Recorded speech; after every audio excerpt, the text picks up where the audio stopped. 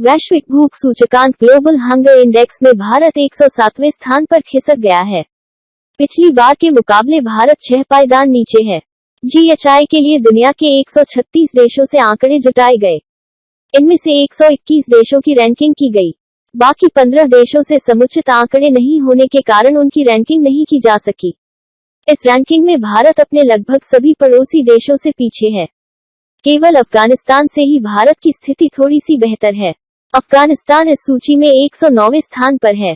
29.1 score के साथ GHI के प्रकाशकों ने भारत में भूख की स्थिति को गंभीर बताया है। आखिर ये जीएचआई क्या है? इस बार सबसे बेहतर रैंकिंग किन देशों की है? सबसे खराब रैंकिंग वाले देश कौन से हैं? भारत और उसके पड़ोसी देशों क्या हाल है? अमेरिका, ब्रिटेन, फ्रांस जैसे देशों क्या हाल है? जीएचआई निकालते कैसे हैं? बीते 2 दशक में भारत की रैंकिंग और जीएचआई स्कोर कितनी सुधरी या बिगड़ी है? भारत का इस रैंकिंग को लेकर क्या कहना है? आइए जानते हैं। सन 2000 से लगभग हर साल जीएचआई जारी होता है। इस रिपोर्ट में जितना कम स्कोर होता है उस देश का प्रदर्शन उतना बेहतर माना जाता है। कोई देश भूख से जुड़े सतत विकास लक्ष्यों को कितना हासिल कर पा रहा है, इसकी निगरानी करने का साधन वैश्विक भूख सूचकांक ग्लोबल हंगर इंडेक्स यानी जीएचआई है, जिसका इस्तेमाल अंतर्राष्ट्रीय रैंकिंग के लिए किया जाता है। जीएचआई किसी देश में भूख के 3 आयामों को देखता है। पहला, देश में भोजन की अपर्याप्त उपलब्धता, दूसरा, बच्चों की पोषण स्थिति में कमी और तीसरा, बाल मृत्यु दर जो कुपोषण के कारण है। जीएचआई रैंकिंग दी कैसे जाती है? जहां तक रैंकिंग दिए जाने की बात है तो यह 4 पैमानों पर दी जाती है। कुल जनसंख्या में कुपोषितों की आबादी कितनी है? 5 साल से कम उम्र के बच्चों में समुचित शारीरिक विकास नहीं होने की समस्या कितनी है? 5 साल से कम उम्र के बच्चों में लंबाई नहीं बढ़ने की समस्या कितनी है? 5 साल से कम उम्र के बच्चों की मृत्यु दर कितनी है? इन मानकों पर अलग अलग देशों को 100 बिंदु पैमाने पर रैंक किया जाता है। इसमें 0 और 100 क्रमशः सर्वश्रेष्ठ और सबसे खराब संभव स्कोर हैं। 9 या 9 से कम स्कोर का मतलब उस देश में स्थिति बेहतर है, भूख की समस्या कम है। 10 से 19.9 तक के स्कोर वाले देशों में भूख की समस्या नियंत्रित स्थिति में मानी जाती है। 20.0 से 34.9 के बीच वाले स्कोर वाले देशों में भूख की समस्या गंभीर मानी जाती है। वहीं 35.0 से 49.9 के बीच स्कोर वाले देशों में भूख की समस्या खतरनाक तो 50 से ज्यादा बेहद खतरनाक मानी जाती है। इस बार सबसे बेहतर रैंकिंग किन देशों की है? इस बार की रैंकिंग में 17 देशों का जीएचआई स्कोर 5 से कम है। इन सभी देशों को अलग अलग रैंकिंग नहीं देकर सभी को 1 से 17 की रैंकिंग दी गई है। जीएचआई की ओर से कहा गया है कि इन देशों के बीच आंकड़ों में अंतर बहुत कम है। इन 17 देशों में बेलारूस, बोस्निया और हर्जेगोविना, चिली, चीन, Croatia, Estonia, Hungary, Kuwait, Latvia, Lithuania, Montenegro, उत्तरी मैसेडोनिया, रोमानिया, सर्बिया, स्लोवाकिया, तुर्की और उरुग्वे शामिल हैं। सबसे खराब रैंकिंग वाले देश कौन से हैं? दुनिया के 9 देश ऐसे हैं जहां भूख की समस्या खतरनाक स्तर पर है। यानी इन देशों का जीएचआई स्कोर 35.0 से 49.9 के बीच है। इन देशों में चैड, कांगो लोकतांत्रिक गणराज्य, मेडागास्कर, मध्य अफ्रीकी गणराज्य, यमन, बुरुंडी, सोमालिया, दक्षिण सूडान, सीरिया अरब गणराज्य शामिल है। इनमें चैड, कांगो लोकतांत्रिक गणराज्य, मेडागास्कर, मध्य अफ्रीकी गणराज्य और यमन को क्रमशः 117 से 121 तक की रैंकिंग मिली है। बाकी देशों को डेटा कम होने के कारण रैंकिंग नहीं दी गई है। भारत के पड़ोसी देशों की बात करें तो पाकिस्तान, श्रीलंका, बांग्लादेश, नेपाल, म्यांमार की स्थिति हमसे बेहतर है। 121 देशों की सूची में श्रीलंका 64वें, म्यांमार 71वें, नेपाल 81वें, बांग्लादेश 84वें और पाकिस्तान 99वें पर है। भारत से पीछे सिर्फ अफगानिस्तान है। अफगानिस्तान 109वें नंबर पर है। चीन की बात करें तो चीन दुनिया के उन देशों में शामिल है जहां इसकी समस्या कम है। चीन को 1 से 17 की रैंकिंग पाने वाले देशों में शामिल है। वहीं भूटान उन देशों में शामिल है जहां ये रैंकिंग नहीं निकाली गई है। जीएचआई में 136 देशों का सर्वे किया गया है। 2021 में 116 देशों के मुकाबले इस बार देशों में इजाफा हुआ है। इसके अलावा कई देश ऐसे हैं जो इसमें शामिल नहीं है। इनमें अमेरिका, ब्रिटेन, फ्रांस जैसे कई देश शामिल हैं। भारत का पड़ोसी देश भूटान भी ऐसे देशों में शामिल है।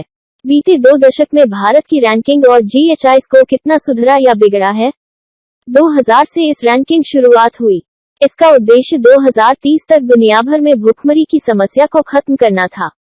तब भारत का GHI स्कोर 38.8 था, जो 2007 आते आते घटकर 36.3 हो गया। 2014 में ये स्कोर खतरनाक स्तर से नीचे आया। 2014 में यह स्कोर 28.2 था। तब भारत गंभीर श्रेणी के देशों में शामिल था। यह अभी भी गंभीर स्तर पर बरकरार है। हालांकि इस स्कोर में इजाफा 29.1 हुआ है। जिन 4 संकेतकों के आधार पर यह रैंकिंग तैयार की जाती है, उनमें 2 में भारत लगातार सुधार कर रहा है। इनमें बच्चों की मृत्यु दर और लंबाई नहीं बढ़ने की समस्या शामिल है। इसके बाद भी बीते 8 साल में भारत के GHI स्कोर में इजाफा हुआ है। इसकी वजह बच्चों के समुचित शारीरिक विकास में कमी की मामले बढ़ने और कुल जनसंख्या में कुपोषित आबादी की समस्या बढ़ने को बताया गया है। भारत सरकार ने इस रिपोर्ट को खारिज कर दिया है। सरकार का कहना है कि यह सरकार को बदनाम करने की साजिश का हिस्सा है। केंद्रीय महिला एवं बाल विकास मंत्रालय ने इसे गलतियों का पुलिंदा करार दिया है। उसका कहना है कि यह रिपोर्ट गलत और भ्रामक सूचनाओं पर आधारित है। सूचकांक के मापदंड और कार्यप्रणाली भी वैज्ञानिक नहीं है। मंत्रालय का कहना है कि इसके 4 संकेतकों में से 3 बच्चों से जुड़े हैं, जो संपूर्ण आबादी की जानकारी नहीं देते हैं। मंत्रालय के मुताबिक चौथा और सबसे अहम सूचकांक कुल जनसंख्या में कुपोषित आबादी का है। यह केवल 3000 लोगों के बहुत ही छोटे सैंपल पर किए गए जनमत सर्वेक्षण पर आधारित है। सरकार ने कहा कि FIES के माध्यम से लिए गए एक छोटे से सैंपल से एकत्र किए गए डेटा का उपयोग भारत के लिए कुपोषित आबादी के अनुपात की गणना करने के लिए किया गया है, जो न केवल गलत है बल्कि अनैतिक भी है। ग्लोबल हंगर रिपोर्ट जारी करने वाली कंसर्न वर्ल्डवाइड और वर्ल्ड हंगर हेल्थ की प्रकाशन एजेंसियों ने स्पष्ट रूप से रिपोर्ट जारी करने से पहले अपना काम ठीक से नहीं किया है। भारत सरकार की ओर से आगे कहा गया कि जुलाई 2022 में FIES सर्वेक्षण मॉड्यूल डेटा के आधार पर ऐसे अनुमानों का उपयोग नहीं करने के लिए FAO के साथ मामला उठाया गया था, क्योंकि इसका सांख्यिकीय आउटपुट योग्यता पर आधारित नहीं होगा। हालांकि इस बात का आश्वासन दिया जा रहा था कि इस मुद्दे पर आगे और काम होगा। इस तरह के विचारों के बावजूद ग्लोबल हंगर इंडेक्स रिपोर्ट का प्रकाशन बेहद खेदजनक है। इस सर्वे में पूछे गए कुछ प्रश्न इस प्रकार हैं। पिछले 12 महीनों के दौरान क्या कोई समय था जब पैसे या अन्य संसाधनों की कमी के कारण आप चिंतित थे कि आपके पास खाने के लिए पर्याप्त भोजन नहीं होगा? आपने जितना सोचा था उससे कम खाया? ये स्पष्ट है कि इस तरह के प्रश्न सरकार द्वारा पोषण संबंधी सहायता प्रदान करने और खाद्य सुरक्षा के आश्वासन के बारे में सही जानकारी की खोज नहीं करते हैं।